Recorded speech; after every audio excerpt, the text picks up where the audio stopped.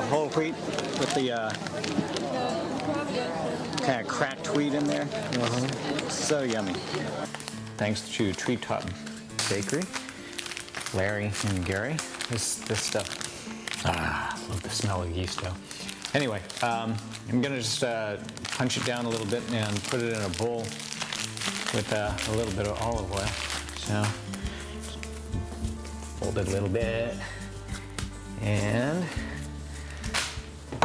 take a little splash of olive oil, a little more than I want, and then just simply take my ball,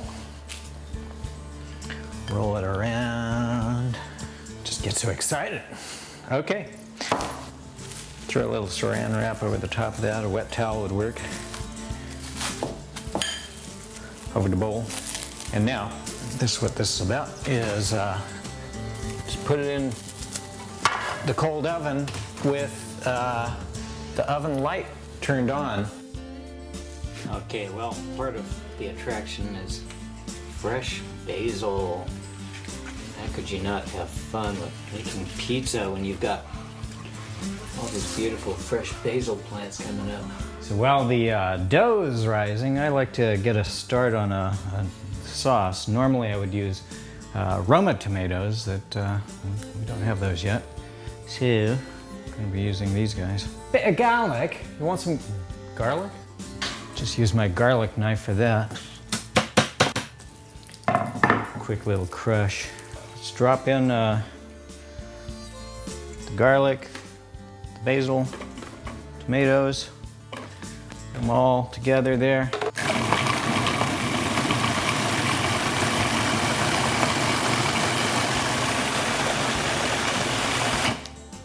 Keep it a little bit chunky. And one of the trade-offs with this versus the Romas is that there's going to be a little bit more moisture to cook off. So what I like to do is heat up a saute pan with some olive oil in it, and I let the olive oil spike in temperature, and you can start seeing it ripple on the surface. You don't want to get the olive oil too hot, but as hot as you dare. It's getting real toasty hot. And it's starting to ripple a little bit. I want to get it before it starts smoking.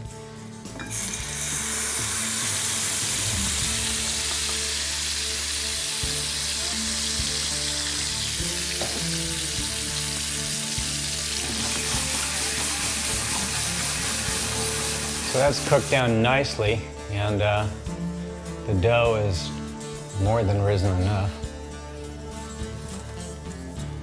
The dough out, which, like I said, has risen a little more than it probably should have. And I'm gonna actually turn the oven to broil. I've got these pizza stones in here, which I actually just leave them in all the time, because apparently the thing with pizza stones is that they soak in the heat, but then they radiate out a very long wavelength, infrared, I believe, heat wave. And so I'm gonna, Larry and Gary turned me on to this idea of just using the broiler. This oven, I can set it to 500, but the broiler really kind of just shoots those stones up to temp. And the other thing that you can do is put those stones in barbecue, and you're definitely gonna be over 500 at that point. Because of that olive oil, it'll just roll right out and out of there. Yeah, it's too much oil. Oh well. A little bit of flour. A little bit more flour. It's gonna be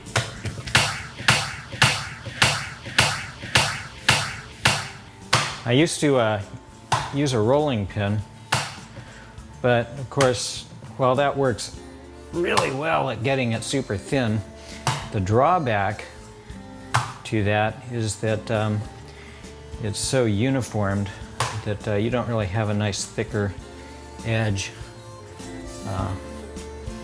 This gets really soft. When I do, or when I did used to roll out the dough, what I'd loved to do to compensate for the fact that the edge was so thin was I would just, once I had put everything on there, I would just sort of ruffle up the edges like this around and give this sort of nice edge. Maybe I'll do that just to show you how that works out. It does really well. The other thing is that if you were to roll it out, it tends to stick down to the counter. And I just made this peel, by the way, out of a little bit of plywood, real thin plywood. Simple, but anyway.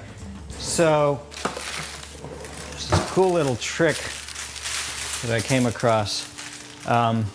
If you have rolled it out and it's really thin and it's stuck to the counter, which is to use the parchment paper, and it just sort of conveyors it right on, and then you can reverse, and this is where this is invaluable for putting it onto the stone.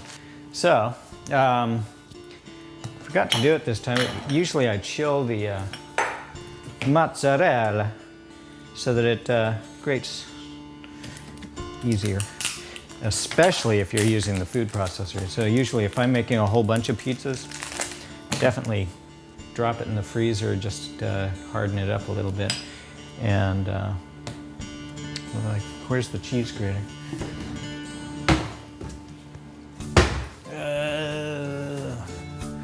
Always losing that thing. It was over on the table. Forgot to put it back.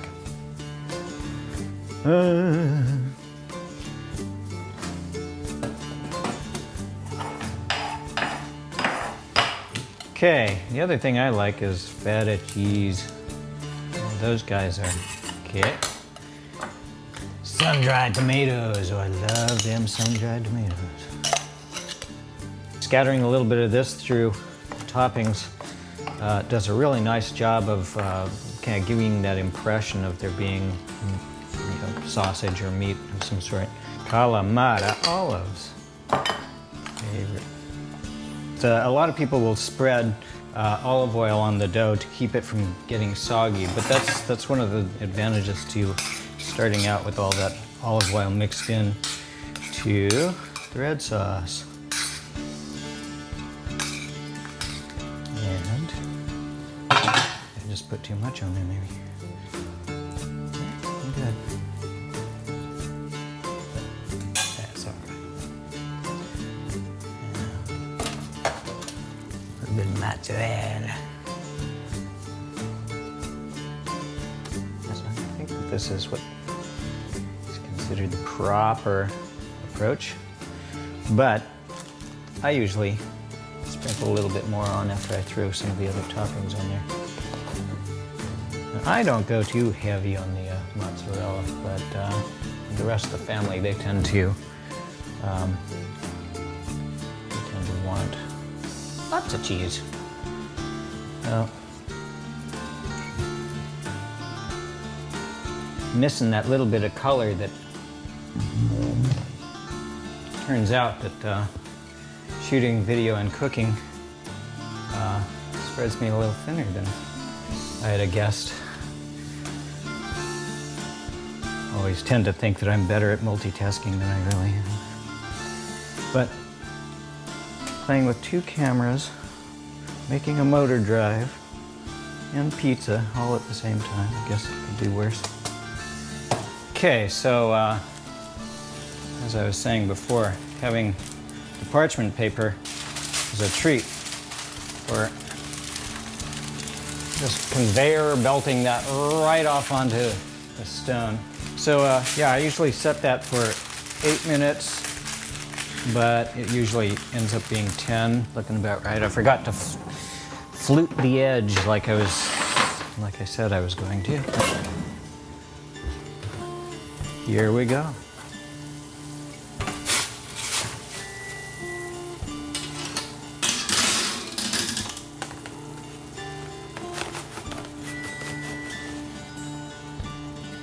Lovely.